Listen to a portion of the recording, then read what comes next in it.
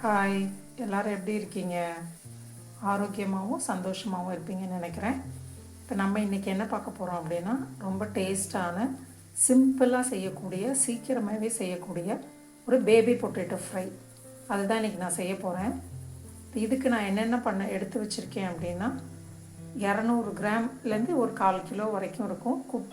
நிஜமாகவே இது ஒரு பேபி பொட்டேட்டோ தான். குட்டி பொட்டேட்டோ. இதை வேக வச்சு உரிக்கிறதுக்கு ரொம்ப பொறுமை வேணும். அந்த மாதிரி இருக்கிற உருளைக்கிழங்க நல்லா கழுவிட்டு குக்கரில் 3 விசில் விட்டு உப்பு எதுவுமே போடாமல் இதை வேக வச்சு உரித்து எடுத்து வச்சுருக்கேன். ஒரு பெரிய சைஸ் பெரிய வெங்காயத்தை நல்லா பொடிசாக கட் பண்ணி வச்சுருக்கேன். தாளிக்கிறதுக்கு சோம்பு, கருவேப்பிலை, அப்புறம் இதுக்கு தேவையானது கடலை எண்ணெயில் செய்ய போகிறேன். அப்புறம் இதுக்கு தேவையானது மிளகாத்தூள், மஞ்சத்தூள், அப்புறம் சால்ட்டு. அவ்வளோதான். ரொம்ப சிம்பிளான இன்க்ரீடியன்ட்ஸ், சீக்கிரமாகவும் செய்யக்கூடியது.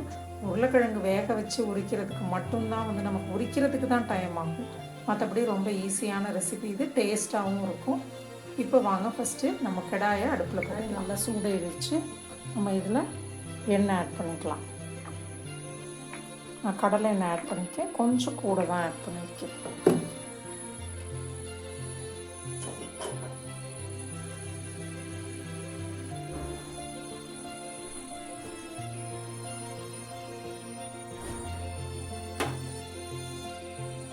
எண்ணெய் நல்லா காஞ்சிருச்சு. நம்ம இப்போ சோம்பு தாளிச்சுக்கலாம்.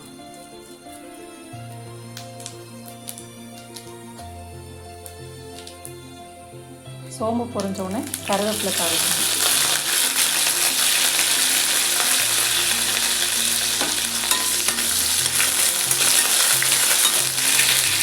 இப்போ நம்ம கட் பண்ணி வச்சுருக்க வெங்காயத்தை ஆட் பண்ணிக்கலாம்.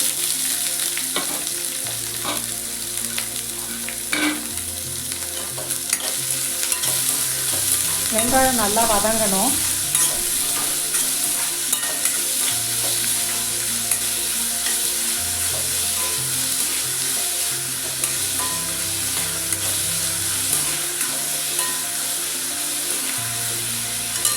வெங்காயம் வதங்கிறதுக்கு கொஞ்சம் சால்ட் ஆட் பண்ணிக்கலாம்.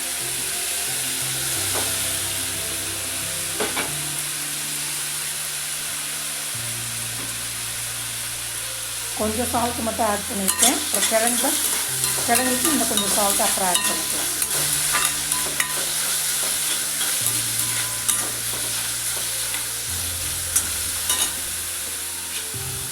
வெங்காயம் நல்லா வதங்கினோடனே பார்க்கலாம். இப்போ வெங்காயம் ஓரளவுக்கு நல்லா வதங்கிடுச்சு.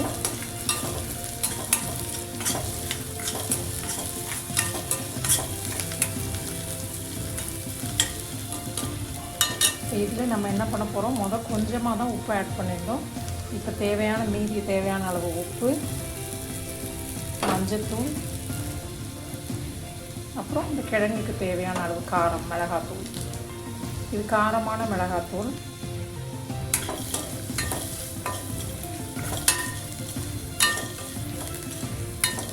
இதை நல்லா மிக்ஸ் பண்ணிவிட்டு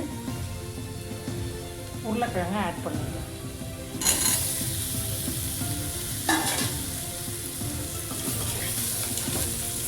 அடுப்பு சிம்மில் வச்சுக்கலாம்.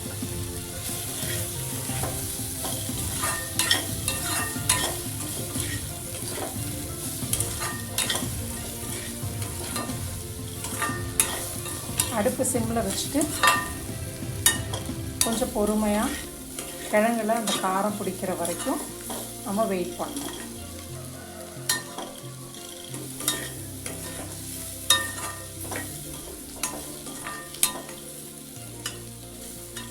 ஃபைவ் மினிட்ஸ் கழித்து பார்க்கலாம். இப்போ 5 to 10 மினிட்ஸ் ஆகிடுச்சு. நம்ம கிழங்கு காரம்லாம் ஆட் பண்ணி நான் சிம்லையே தான் வச்சுருக்கேன். நடுவில் கிளறி விட்டுட்டுருந்தேன். இப்போ நம்ம பொட்டேட்டோ ஃப்ரை ரெடி ஆகிடுச்சு. எல்லாத்துக்கும் பிடிச்சது பொட்டேட்டோ ஃப்ரை. யாருமே இதை பிடிக்காதுன்னெலாம் சொல்ல மாட்டாங்க.